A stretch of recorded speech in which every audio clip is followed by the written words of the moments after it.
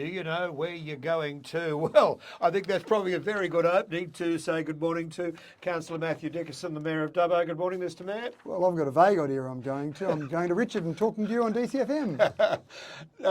Obviously, the first question that I've got to ask you is we have a motion put before Council, and that was a motion of rescission, matters of consideration around the provision of land to New South Wales Health for the purpose of an alcohol and other drug rehabilitation facility.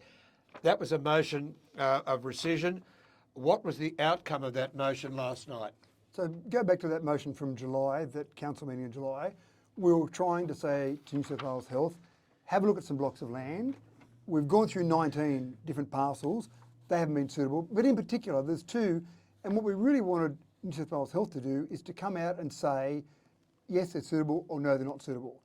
By the 3rd of August, we'd achieved that objective. Indeed. And we received a letter from the CEO of Western New South Wales Local Health District, which essentially said, it's a 3-page letter, but I'll paraphrase a couple of important parts. One was, we've already told you about Bungalgumbi and Greengrove. We've already said they weren't suitable.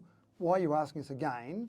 But if you really want us to go and look at those again, we'll go and look at them, but we think it's going to cost us about $100,000 per site or more, and we think that's reasonable that council pays half of that. So we'd like $100,000 to go and investigate that further.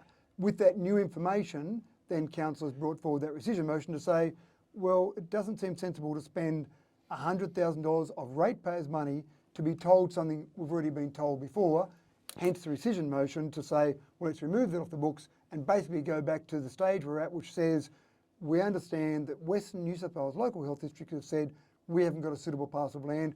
We still formally oppose Spears Drive, but state government, you can go and choose wherever you want. That's right. And they can take a parcel of land that we own, that you own, that anyone owns, because they've got compulsory acquisition powers. State government outranks local government. We can't tell them what to do. I'd like it if we could. We can't. The state government will put it where they want to put it. That's exactly right. And 10 acres, Spears Drive, sounds as though is going to be the go. Well, again, we formally oppose Spears Drive. We don't think it's the right location from a council perspective. Yep. But the state government will make a decision on what they think is a suitable parcel of land.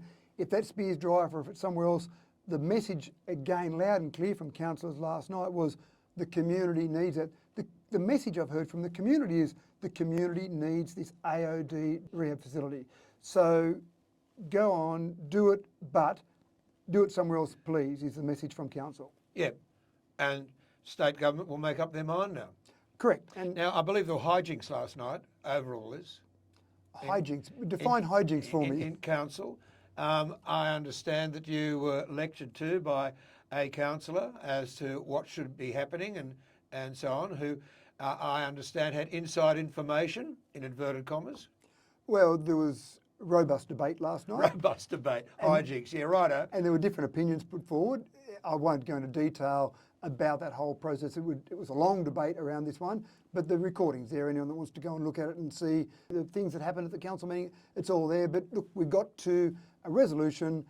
We're all professionals as councillors. We got to a resolution at the end and we all move on and deal with the next item on the agenda. So the final motion was that the CEO undertake no further action as a result of the advice received from Western New South Wales Local Health District dated the 3rd of August, advising that, quote, both land parcels identified in the resolution have been previously assessed by the Local Health Department and that the Local Health Department has previously provided advice to both officers and councillors regarding both of them prior to the council meeting July 27. And advice stated that Bungalgumbi Road and Greengrove sites are not considered suitable. Correct. And so that was the final resolution of council there, which basically put a full stop on that. Now, again, it doesn't stop the state government from moving the location. It doesn't stop the state government from having one of those sites if they so desire. But what it does is says, stop trying to make council the ones accountable for a parcel of land when really everyone knows that the state government will make this decision. And I'm not sure why, Richard. There's probably a whole range of reasons, but why council got so dragged into this. We don't get dragged into a whole range of other discussions around the state government. So take the example of the workplace hub. The state government is building a workplace hub in Carrington Avenue. 700 employees there, fantastic thing for Dubbo. In fact, they might do it around regional locations across the state. Fantastic for those regional locations. No one's saying to council, oh, can you tell the state government to put it somewhere different? Oh, is this the right location for it? Council's not being dragged into that debate, but that's another location the state government will make a decision on. They've made the decision and they're going ahead with it. Exactly. How are you going to deal with the people in Spears Drive who are jumping up and down? The same way I've been dealing with them the whole way through this process, Richard, is I've said we formally oppose the location, but the state government will make the decision. And I've said to them, take this up with your state government representatives. They're the people, or the government is where the decision will be made. Council cannot stop it going there. People said to me, Matthew, why are you allowing this to go there? We're not allowing it to go anywhere. We have no say in the decision. And that's the message I've had consistently in the past, and that's the same message I have for them in the future. How come people aren't listening to that message? There are probably other people who are making it convenient to make it look like a council decision or trying to blame council for it. And that's what happens in an open democracy. People put their different opinions forward. But what I'm dealing with is the fact, or the facts of the matter. And the simplest fact, which I can't get over, Richard, is that this is a state government facility and they'll put it where they'll put it. I can't go and tell you where to live. I can't tell you where to go and locate DCFM within the laws about where DCFM can be located. I can't tell the state government where to go and locate. Exactly. Can I change the subject completely? Sure. And I want a yes or no answer on this one. Oh dear. No, I don't want any comment. I just want a yes or no answer. Lithgow Council stuck up their rates by 47%. Bathurst Council are now under huge pressure because they've decided to stick up their rates 68%. Will the Dubbo Regional Council stay with the normal rate increase per year next year, or are you secretly looking at raising the rates by an astronomical amount like Lithgow and Bathurst? Yes or no? Can you give me the question? There's a lot of ifs and buts and maybes in there. Give me the question more defined, please. So you said, will Dubbo Regional Council next year stick up the rates higher than what IPART recommends? Maybe. No, I want a yes or no. Well, I can't give you that because Why not? We've got a resolution of council that says publicly, not secretly, that we will look at a special rate variation. And that's exactly the process we'll go through. Now, there's a council resolution that will happen next year, maybe May or June, to make a final decision on that. I can't say yes or no to that. It will be a vote of council. But we are looking at the special rate variation process and start that communication with the community to say, do you want a special rate variation? And here's what it would mean if we do have a special rate variation. But that's public. We have a resolution already of council to say that, and we'll investigate that process. I know it's public, but I was wanting a yes or no, and you snuck out of it again. 68% by Bathurst. I can understand why they're going crazy down there. Yeah. And there's other ones that are even higher than that. Oh, yes. And again, I don't think, but again, it'll be a council decision. I don't think if we do go above the normal rate pegging, that it will be some astronomical amount. But there's every possibility, because we've started the discussion, the process, there's every possibility it might go up by more than the standard rate pegging, but that's a discussion to have with the community. Have you discussed with the CEO, instead of sticking up rates maybe next year, doing an analysis of the staff and looking at staff and wages and so on, and making cuts there? Are you going to consider that in all this? If you put in a special rate variation, you need to show to IPART that not only have you looked at how much extra money you might get from a special rate variation, but you've also demonstrated that you've reduced your expenses as much as possible. So it's not just looking at our staff numbers, it's not just looking at the grades and categories of our staff, it's looking at every expense across council, because you can't go to IPART and get approval for a special rate variation if you haven't demonstrated you've looked at the expense side as well. So yes, we've done that, but we'll continue to do that. Yeah, I mean, that's why I asked the question, because I don't think people understand that. Councillor Shibli Chowdhury moved a couple of motions last night. How did they go? No, he didn't. He actually ended up being sick. He sounded terrible on the phone. I spoke to him yesterday and he sounded miserable. He could hardly talk, so he didn't actually even come in remotely to the meeting last night. So we actually had the option, with those a couple of resolutions from Councillor Chowdhury, had the option to either have another councillor move those or to defer them. And Councillor Chowdhury said he was happy either way if another councillor wanted to move them, but councillor said, well, no, they were motions brought forward by Councillor Chowdhury, so we deferred those to be considered in September. I didn't know. No wonder he didn't ring me yesterday. He's crook. Yeah, very crook. Very crook. Yeah, and I'm not even sure. We're meant to be at the Vinnie's sleep out tonight. Councillor Wright, Councillor Shadow and myself are going to sleep out overnight at the LW jail. I'm not sure how he sounded yesterday. He definitely won't be sleeping overnight with us, but hopefully he recovers a bit today and sounds a bit better. But I'm not even sure if he's going to be there at the jail tonight with us. All right. What other things happened at council last night that we should know about? Because I haven't got the minutes from that meeting yet, because they're always only come out days later. I don't know why that is, but anyway. Sure, a few things I think are absolutely important. So we talked about the voice and how council might be involved in the voice, and this is the voice to Parliament. So there are other councils who might have said, we recommend a yes vote, or even maybe a no vote. I know one council who's got a formal resolution to say that we have a neutral position. We've talked about this a little bit at council, and we believe it would be wrong for us as a council to try and tell people how to vote in our community. It's a democracy. You choose how you vote in a referendum, but education is critical. So last night we resolved that we'll actually be involved in an educational piece. There's certainly part of it in terms of the AEC, register to vote, make sure your name's on the roll, and then make sure you educate yourself. But we're also going to hold a forum. We'll have a professional MC, adjudicator, mediator, whatever you want to call that person, to run that debate, that discussion, and then we'll have a 4-person panel. We'll put out for an EOI process to get 4 people, 2 that are in favour of a yes vote, 2 that are in favour of a no vote, and have a public forum that'll be live streamed as well. And we think that's really important to really make sure education is an important part of that. Will any of that 4-person committee be made up of councillors? I doubt it very much. The councillors will be able to put in that EOI process if they wish, but I doubt that councillors would want to do that, because we're really trying to make sure it's an external independent process rather than councillors being involved. But having said that, anyone can put in for that EOI process. You can put in for that EOI process if you want, Richard. So anyone could do that. And we think that's the right thing to do. We want locals involved in that. That was a real focus from the discussion last night.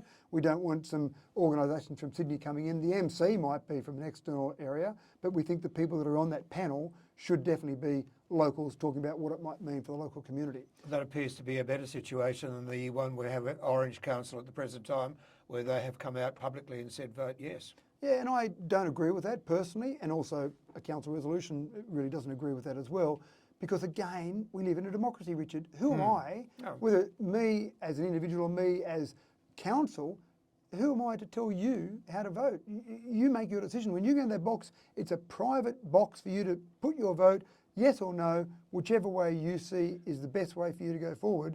I don't think I should be telling you how to vote. If it was a state election or a federal election or a local government election, I'm not going to tell you how to vote, so I shouldn't tell you how to vote in this. That's Orange's decision. Though. Exactly, and as a broadcaster, on issues like this, I don't make it. I've made comments, but now it's getting closer. I haven't made a comment for a month, and I won't. And that's one thing that we also discussed at council, Richard. Give us the date. We still don't have a date. 14th of October. Well, that's the date that's being rumoured. I've heard that one as well. Might be announced next week. I've got a very inside nod on that one. Okay, so we did hear between October and December, so that was around November timeframe. Then I've also heard 14th of October, but that doesn't give us long. That really only gives us 6 weeks from if there was announced next week, next Wednesday, I've heard it's going to be announced. That really only gives us all of September and a couple of weeks in October, which I would have preferred a bit more time to know the date definitely. You know, federal and state government elections a long time in advance, or not always federal, but state and local, you know, a long time in advance. It seems to me that it would be better to have more advance notice. The other one was the final decision on Australia Day. So Australia Day... I was going to ask you about that, yep. Yep, the ceremony will be held in Dubbo on the morning of the 26th of January, the same as it was this year. The ceremony will be held in Wellington the evening before at 6:30 p.m.